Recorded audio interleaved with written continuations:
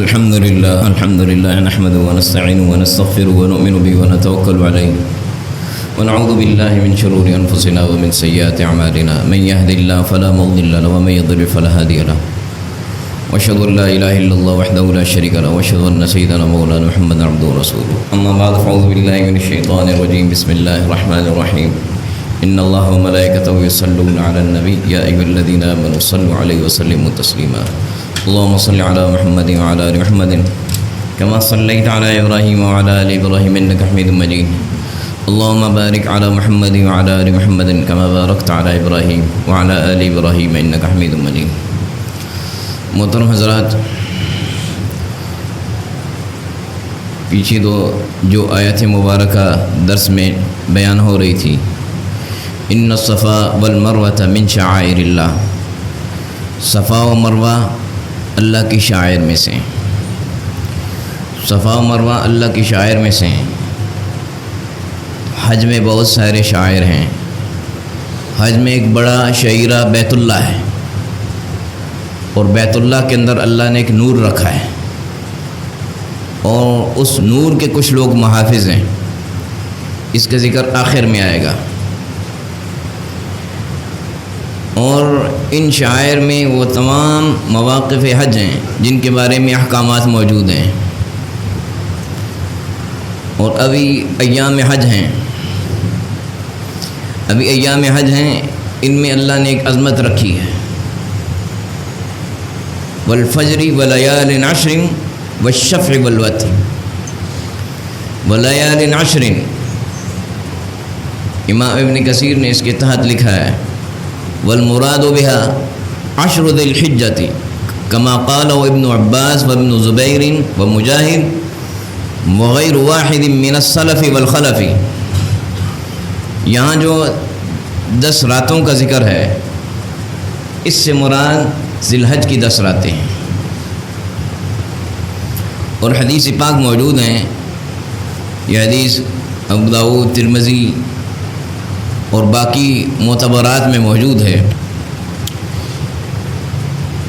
آپ صلی اللہ علیہ وسلم نے ارشاد فرمایا ما من ایام العمل الصالح احب الى اللہ فیہن من هذه الايام وفی روایت من هذه الايام العشر، کہ جتنے بھی دن ہیں زندگی کے، ان میں سب سے افضل ایام یہ 10 دن ہیں.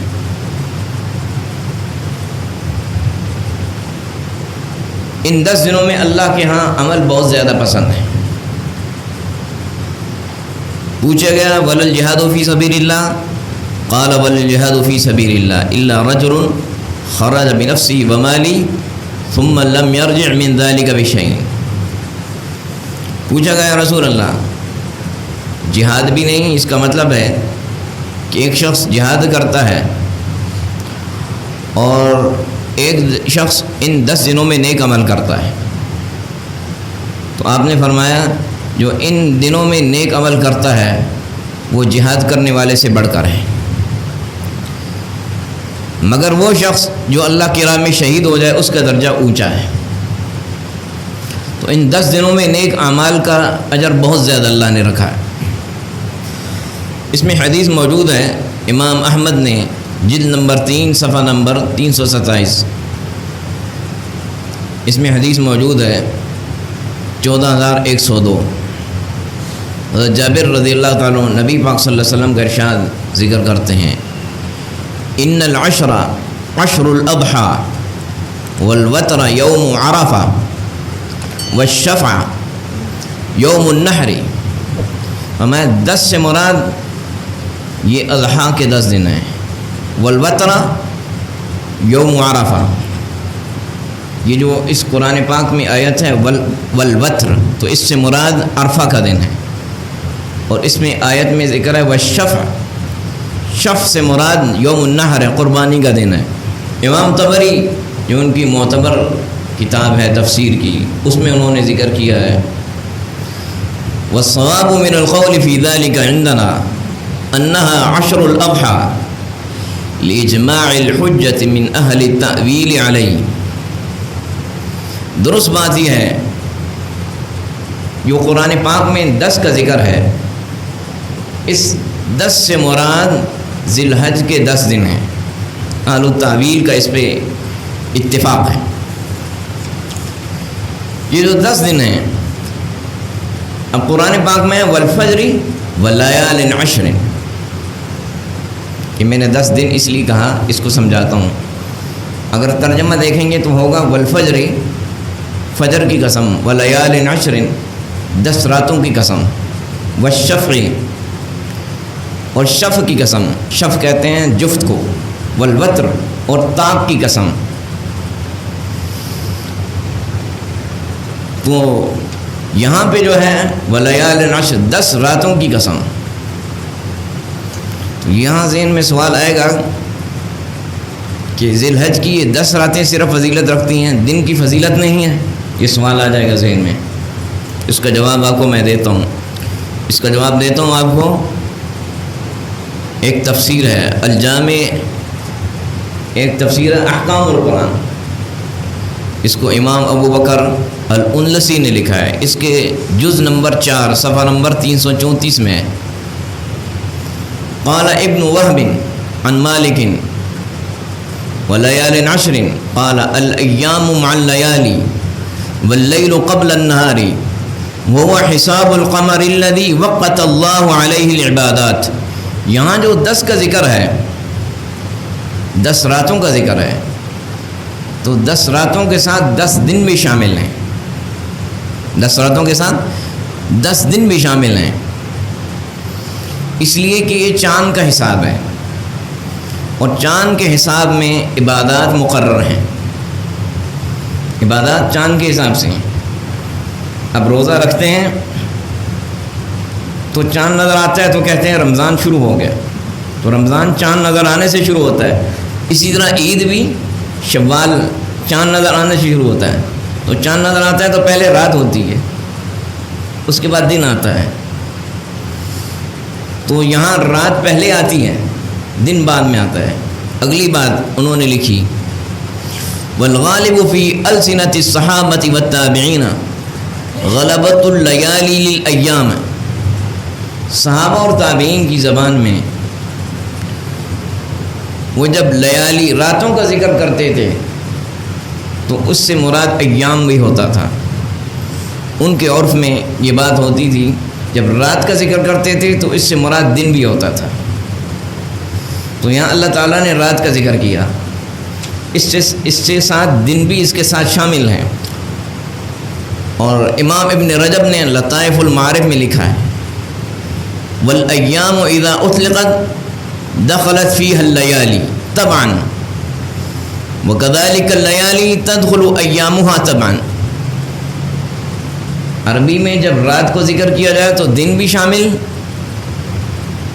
دن اس کے ساتھ شامل ہوتا ہے۔ تو اس کا مطلب یہ ہے کہ 10 راتوں سے مراد 10 دن بھی ہیں۔ یہ فضیلت 10 راتوں میں بھی ہے اور یہ فضیلت 10 دنوں میں بھی ہے۔ یہ کون سے؟ ذی الحج کے۔ اب آیت کیا ہے؟ والفجر، فجر کی قسم، ولیال عشر، 10 راتوں کی قسم۔ یہ لفظی مطلب ہے، رات کا مطلب میں نے آپ کو سمجھا دیا، دن بھی اس سے ہے۔ والشفع والوتر، جفت کی قسم اور طاق کی قسم۔ جفت میں قربانی کا دن ہے یوم النحر، طاق میں یوم عرفہ، عرفات کا دن ہے۔ آگے ہے واللیل اذا یسر، اور جب رات چلی جائے۔ ان میں ذرا ایک نقطہ بیان کرتا ہوں، وہ کسی تفسیر میں نہیں ہے۔ پہلے اللہ نے فجر کا ذکر کیا، والفجر، فجر کا مطلب ہے روشنی، روشنی، کامیابی۔ اس کی زندگی میں صبح آ گئی، فجر صبح ہوتی ہے، زندگی میں صبح آ گئی، زندگی میں روشنی آ گئی۔ اب فجر کا ذکر پہلے ہے، تو بندوں کو بتایا بندو تم اپنی زندگی میں روشنی چاہتے ہو، اپنی زندگی میں صبح چاہتے ہو، تو پھر یہ بات سن لو ولیال عشر، یہ 10 راتیں جو آ رہی ہیں یہ بڑی اہمیت کی ہیں۔ ان 10 راتوں میں رب کی عبادت کر لو۔ والشفع والوتر، ان میں عرفہ بھی ہے، ان میں قربانی کی بھی رات ہے، یہ ساری اس میں شامل ہیں۔ واللیل اذا یسر، اس کے بعد ہے رات جب چلی گئی، جب ان راتوں کو اللہ کی بندگی میں گزارو گے تمہاری زندگی سے اندھیرا ختم ہو جائے گا، روشنی آ جائے گی، تمہاری زندگی میں صبح آ جائے گی، زندگی میں کامیابی شروع ہو جائے گی۔ اس لیے یہاں پہ یہ بات سمجھنی ہے، یہ جو 10 راتیں ہیں اور 10 دن ہیں، ان کی بڑی اہمیت ہے۔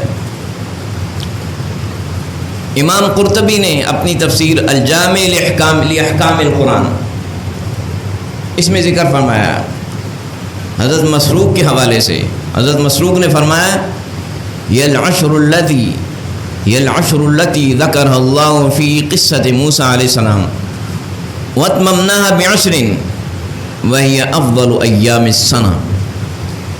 اللہ تعالیٰ نے موسیٰ علیہ السلام کے ذکر میں قرآن پاک میں فرمایا واتممناها بعشر، ہم نے 10 کے ساتھ اس کو مکمل کیا۔ یہ 10 سے کیا مراد ہے؟ موسیٰ علیہ السلام کے قصے میں سورہ اعراف میں موجود ہے وَوَعَدْنَا مُوسَىٰ 30 لَيْلَةً وَأَتْمَمْنَاهَا بِعَشْرٍ فَتَمَّ مِيقَاتُ رَبِّي 40 لَيْلَةً۔ موسیٰ علیہ السلام سے 10 راتوں کا وعدہ ہوا، انہوں نے اس کے بعد اللہ سے ہم کلام ہونا تھا، یہ ان میں انہوں نے اللہ کی بندگی کرنی تھی، عبادت اور ریاضت کرنی تھی۔ وَأَتْمَمْنَاهَا بِعَشْرٍ، پھر اس میں 10 اور شامل کی گئیں تو کتنی ہو گئیں؟ 40۔ اس کے بعد اللہ سے ہم کلامی کا شرف ان کو حاصل ہوا۔ یہ جو 10 اوپر شامل کی گئیں، 30 کے بعد 10 اوپر شامل کی گئیں اور 40 ہوئیں، یہ جو 10 اوپر شامل کی گئیں یہ ذی الحج کی 10 ہیں، اور ذی الحج کی 10 کے بعد ان کو اللہ سے ہم کلامی کا شرف ہوا۔ تو بندوں کو بھی یہ سمجھنا ہے ان ذی الحج کی 10 راتوں کو اللہ کی بندگی کر لو اور ان دنوں میں اللہ کو راضی کر لو، تمہیں بھی اللہ کا قرب ملے گا اور قبولیت ملے گی۔ امام قرطبی نے اپنی تفسیر میں آگے یہ بات ذکر کی ہے لِأَنَّ لَيْلَةَ يَوْمِ النَّحْرِ دَاخِلَةٌ فِي إِذْ قَدْ خَصَّهَا اللَّهُ بِأَنْ جَعَلَهَا مَوْقِفًا لِمَنْ لَمْ يُدْرِكِ الْوُقُوفَ يَوْمِ عَرَفَةٍ۔ اللہ تعالیٰ نے ایک وقوف رکھا ہے، ایک وقوف یوم عرفہ کا ہے، اور ایک اور وقوف بھی رکھا ہے۔ عرفہ کا وقوف ان لوگوں کو ملے گا جو حج پہ گئے ہیں، ان کو عرفہ کا وقوف ملے گا، اور جن لوگوں کو یہ وقوف نہیں ملا عرفہ کا، اللہ نے اپنا کرم کیا ہے، ان لوگوں کو بھی ایک وقوف دے دیا ہے۔ جو لوگ حج پہ نہیں گئے ان کو بھی ایک وقوف دیا ہے، اگر اس کی قدر جانیں ان کو اللہ تعالیٰ نے کیا وقوف دیا ہے وہ وقوف بھی سنیں۔ ایک فضیلت ہے جو حاجی وقوف عرفات میں حاصل کرتا ہے، اور جو حاجی نہیں ہے، جو حج پہ نہیں گیا، جس کو وقوف عرفہ نہیں ملا، اللہ تعالیٰ نے اس کے لیے بھی ایک وقوف رکھا ہے۔ وہ وقوف کیا ہے؟ وہ یوم النحر میں وقوف موجود ہے۔ ایک وقوف یوم النحر میں ہے، ایک وقوف یوم عرفہ میں ہے۔ یوم عرفہ میں وقوف حاجیوں کو ملے گا، یوم النحر میں وقوف ان لوگوں کو ملے گا جو حج پہ نہیں گئے۔ اب یوم النحر کیا ہے؟ قربانی کا دن۔ قربانی کے دن میں جو لوگ حج پہ نہیں گئے ان کو بھی ایک وقوف ملے گا۔ یوم عرفہ کے وقوف میں مغفرت ملتی ہے، اور یوم النحر قربانی کے دن یوم النحر کے وقوف میں بھی مغفرت ملتی ہے۔ اس میں مغفرت ملتی ہے یوم عرفہ میں، اور قربانی کے وقوف میں بھی ایک اللہ نے مغفرت رکھی ہے، وہ سنیں کیا ہے۔ اس سے پہلے حج کے وقوف کی مغفرت سنیں۔ امام مالک نے اپنی موطا میں روایت کیا، حضرت طلحہ بن عبید اللہ اس کو روایت کرتے ہیں۔ حضرت طلحہ بن عبید اللہ روایت کرتے ہیں آپ صلی اللہ علیہ وسلم نے فرمایا ما رؤي الشیطان یوما واصغر ولا ادحر ولا احقر ولا اغیظ منه فی یوم عرفہ. فرمایا شیطان کسی دن اتنا زیادہ ذلیل نہیں دیکھا جاتا، کسی دن اتنا حقیر نہیں دیکھا جاتا، اتنا راندہ درگاہ نہیں دیکھا جاتا، اتنا غصے میں نہیں دیکھا جاتا جتنا عرفے کے دن دیکھا جاتا ہے. کیوں دیکھا جاتا ہے؟ وما ذاک الا لما رأى من تنزل الرحمة وتجاوز اللہ عن الذنوب العظام. اس لیے کہ جب اللہ کی رحمتیں اترتی ہیں یوم عرفہ میں اور اللہ تعالیٰ اپنے بندوں کی بڑی بڑی غلطیوں کو معاف کرتا ہے تو شیطان حقیر و ذلیل ہو جاتا ہے، رسوا ہو جاتا ہے. اور آپ نے فرمایا الا ما اری یوم بدر، مگر جو مجھے بدر کے دن دکھایا گیا. کیا دکھایا گیا؟ آپ نے فرمایا اما انہ قد رأى جبریل یزع الملائکہ. جبریل کو دیکھا، جبریل علیہ السلام بدر کے دن فرشتوں کی صف بندی کر رہے ہیں. اللہ تعالیٰ نے یوم عرفہ میں بڑی اہمیت رکھی ہے، بڑی عظمت ہے. اور جن کو یوم عرفہ کا وقوف نہیں ملتا ان کے لیے یوم النحر میں اللہ نے وقوف رکھا ہے. وہ کیا وقوف ہے وہ بھی سنیں. اس روایت کو عبد بن حمید نے اپنی مسند میں کیا ہے، حدیث نمبر 78، اور نصب الرایہ میں جمال الدین ذیلعی نے جز نمبر 6 صفحہ نمبر 98 میں. باقی روایات کو ذکر کر کے آخر میں اس کو ذکر کیا اور اس پہ کوئی کلام نہیں کیا. اس روایت کو امام بہقی نے ذکر کیا ہے السنن الکبریٰ میں، حدیث نمبر 18579 والیوم 9 پیج نمبر 283. حضرت علی بن ابی طالب رضی اللہ تعالیٰ عنہ فرماتے ہیں رسول کریم صلی اللہ علیہ وسلم نے حضرت فاطمہ سے فرمایا یا فاطمۃ قومی فاشہدی اضحیتکی. اے فاطمہ کھڑی ہو جا، فاشہدی اضحیتکی، اپنی قربانی کو دیکھ. اما ان لکی باول قطرۃ تقطر من دمها مغفرۃ لکل ذنب. اما ان لکی، اے فاطمہ تجھے یہ بات مل جائے گی کہ جب اس جانور کا ایک قطرہ نکلے گا اور نیچے ٹپکے گا تیرے ہر گناہ کی مغفرت ہو جائے گی. اما انہ یجاء بها یوم القیامۃ بلحومها ودمائها 70 ضعفا حتی توضع فی میزانک. میں یہ قربانی قیامت کے دن لائی جائے گی، گوشت کے ساتھ لائی جائے گی، خون کے ساتھ لائی جائے گی. اس کا سارا گوشت اور خون بھی ساتھ ہوگا اور 70 گنا اس کو بڑھایا جائے گا اور 70 گنا بڑھا کے اس کو تیری نیکیوں کے پلڑے میں رکھا جائے گا. اب ادھر حضرت ابو سعید خدری بیٹھے تھے، آپ نے حضرت فاطمہ کو ارشاد فرمایا. انہوں نے سوال کیا، اتنی بڑی فضیلت سنی تو پوچھا یا رسول اللہ اہذی لآل محمد خاصۃ فہم اہل لما خصوا به من خیر. یا رسول اللہ کیا یہ فضیلت آل محمد کے لیے خصوصی ہے؟ کیونکہ آپ نے اپنی بیٹی کو ارشاد فرمایا، کیونکہ فہم اہل لما خصوا به من خیر، وہ ان خیروں کے اہل ہیں جو ان کے ساتھ خاص کی گئی ہیں. اولی آل محمد والناس عامہ، یا یہ فضیلت آل محمد اور سب لوگوں کے لیے ہے. سوال کیا آپ صلی اللہ علیہ وسلم نے ارشاد فرمایا بل ہی لآل محمد والناس عامہ، یہ فضیلت آل محمد کو بھی ملے گی اور سب لوگوں کو بھی ملے گی. اللہ تعالیٰ نے اس میں یہ فضیلت رکھی ہے.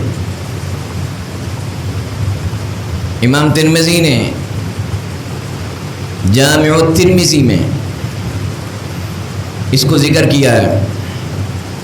قال ابو عیسیٰ ويروى عن رسول الله صلى الله عليه وسلم أنه قال في الأضحية لصاحبها بكل شعرة حسنة.